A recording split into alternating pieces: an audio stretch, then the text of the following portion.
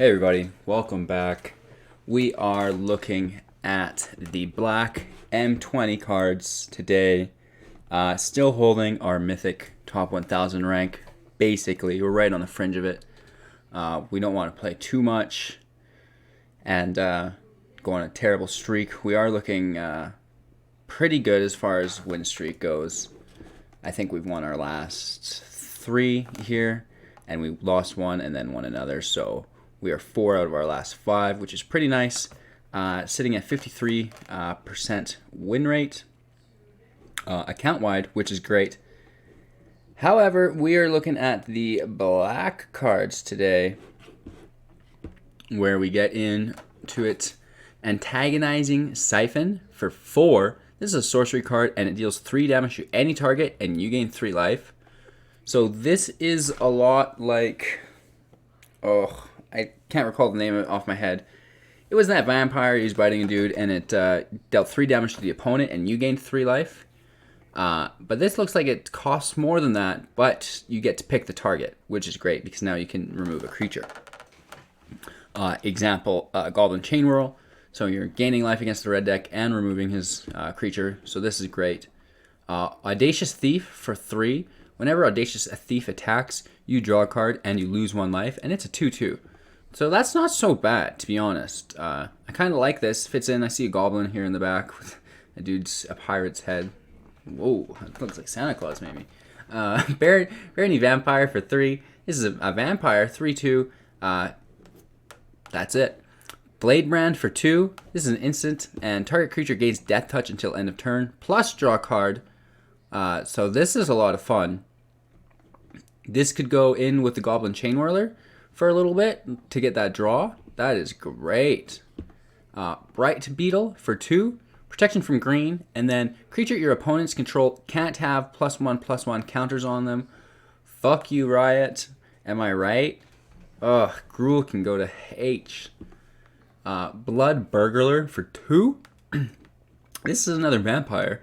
And as long as it's your turn, he has lifelink. So that's great. You won't be defending with him. He's purely attacking. Blood for Bones. This is a 4-cost sorcery. As an additional cost to this spell, you must sacrifice a creature and return a creature from your return a creature card from your graveyard to the battlefield. Then return another creature card from your graveyard to your hand. So 1 creature goes on the field, and then another one into your hand from the graveyard. Blood-Soaked Altar for 6, and this is 2 swamps to play, an artifact. And when you tap it, you're paying 2 life, discarding a card, plus sacrificing a creature. So that is quite a heavy cost. Pay 2 life, discard a card, sacrifice a creature. Wow. Create a 5/5 black demon token. With flying, activate this ability only time you can cast a sorcery. I don't know about that.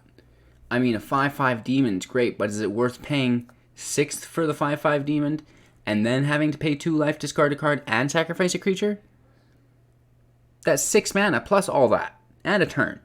This one gets a big X from me. Not interested. Bloodthirsty Aerialist for 3. This is 2 swamps as well.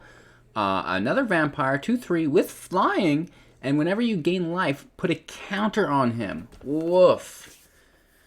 That's a nice card. This one gets a big old green check mark for me. Bone Splinters for 1. As an additional cost to cast this spell, sacrifice a creature, and then you're destroying target creature. Alright, maybe for 1.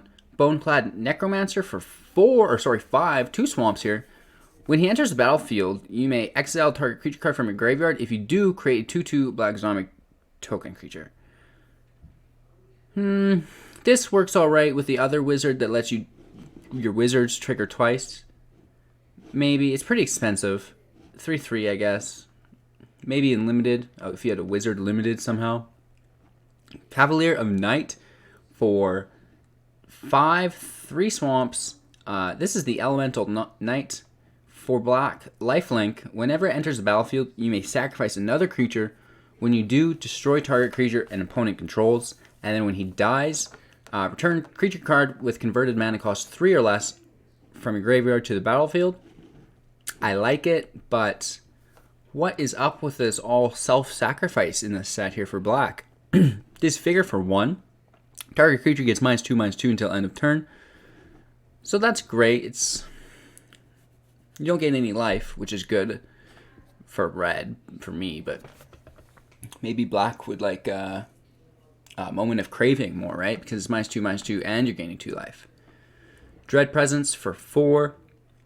Whenever a swamp enters the battlefield under your control, choose 1, draw a card, and you lose 1 life, or Dread Presence deals 2 damage to any target and you gain 2 life. Duress, this is a reprint, discard a non-land, non-creature card. Embodiment of Agonies for 3, 2 swamps, flying Death Touch, 0/0.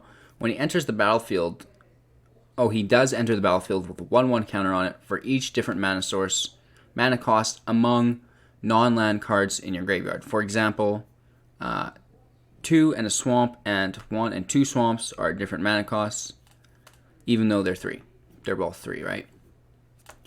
Cool. Epicure of Blood, this is a reprint. Whenever you gain life, each opponent loses 1 life. Fathom Fleet Cutthroat for 4. This is 3/3 Human Pirate. When he enters the battlefield, destroy target creature and opponent controls that was dealt damage this turn. Not so bad, I suppose. Feral Abomination for 6. Death Touch, and it's a 5/5. Nice limited card here. Gorging Vulture for 3. A bird, 2/2 with flying. When he enters the battlefield, put the top 4 cards of your library into the graveyard. You gain 1 life for each creature card put in your graveyard this way. So this goes maybe good with an Underroot deck, right? Gravedigger for 3. I believe this is a reprint. When he enters the battlefield, you may return target creature card from your graveyard to your hand. He's a 2/2. Not so bad. Gruesome Scourger for 5, 2 swamps. Ogre Warrior. When he enters the battlefield, it deals damage to target opponent or planeswalker equal to the number of creatures you control, and he himself is a 3/3.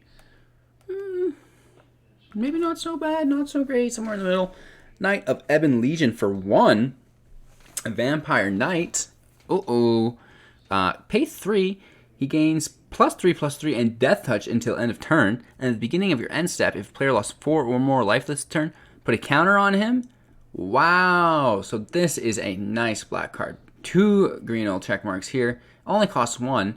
And if player lost more than 4 life last turn, this guy is getting counters on him.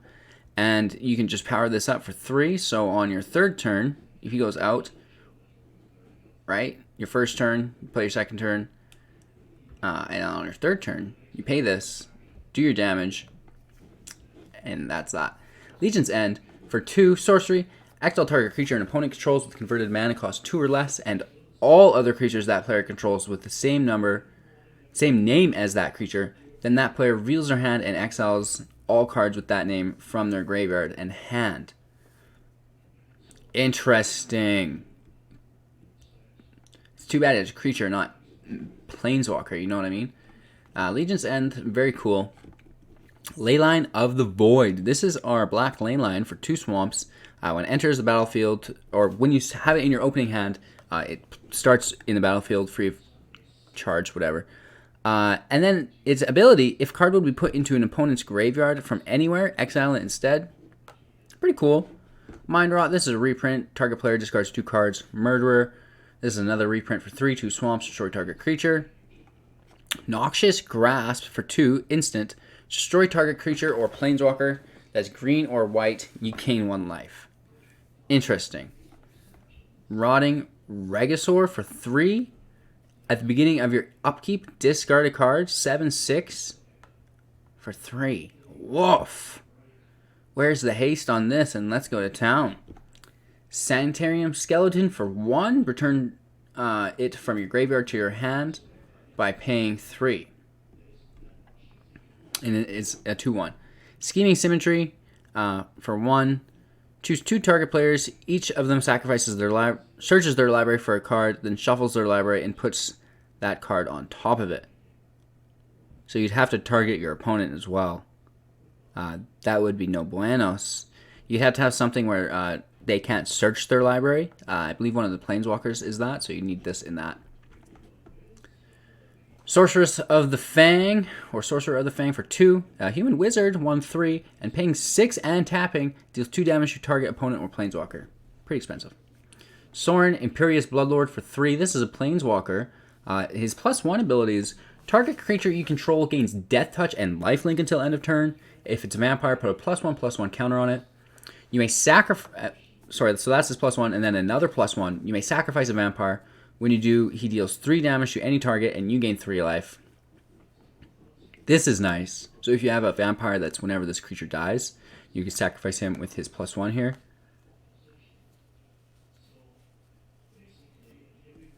And then the -3, you may put a vampire creature card from your hand onto the battlefield, which is great as well. So Sorin, Imperious Bloodlord is going to work great in vampire decks if you've got one. This goes in it for sure.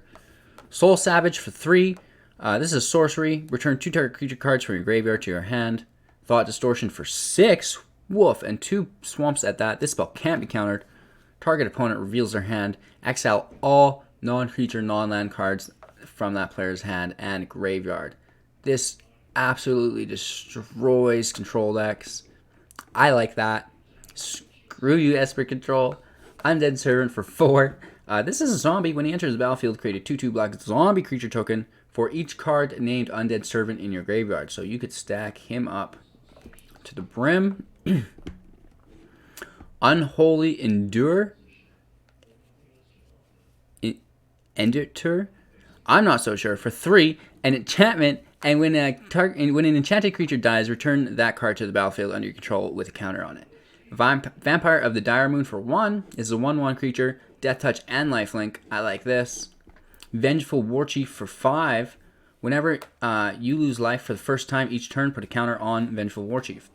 That's pretty fun as well. Villis Broker of Blood. This is a heavy cast card for 8. 3 swamps. Flying legendary creature is a demon. He's an 8/8. And you can pay 1 swamp and pay 2 life. Target creature gets -1 until end of turn. And whenever you lose life, draw that many cards. Wow.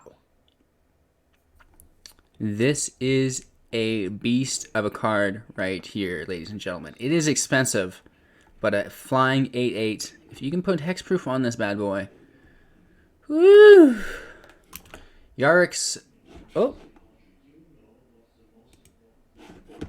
Yarrick's... Oh my god. Yarrick's Fenlurker for 2. It's a 1/1, and when he enters the battlefield, each opponent exiles a card from their hand. Pay 3. He gets +1/+1 until the end of turn. It's like a duress on a stick or something. Like, I don't know.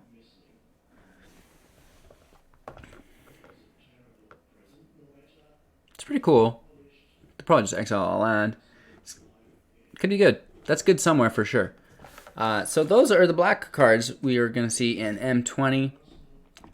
Admittedly, I don't use black a lot. I do know that the Sorin Imperious Bloodlord is going to be an absolute beast. Rotting Registor, also a 7/6 for 3. There's something wrong there for sure, even if you are discarding. Leyline of the Void looks really cool. No cards in the graveyard. They're automatically getting exiled. Knight of the Ebon Legion as well. A 1-cost vampire that's stacking up and has the mana drain ability. So many good cards in black, actually. The Cavalier of Night. The Blood-Soaked Altar. I'm maybe not understanding something, but I don't think this is good. I feel like this is the worst card in the set that we've seen. What do you guys think? What cards did you like? What cards didn't you like? Maybe someone can clear this Blood-Soaked Altar thing up with me. That looks terrible. Maybe I'm wrong, though.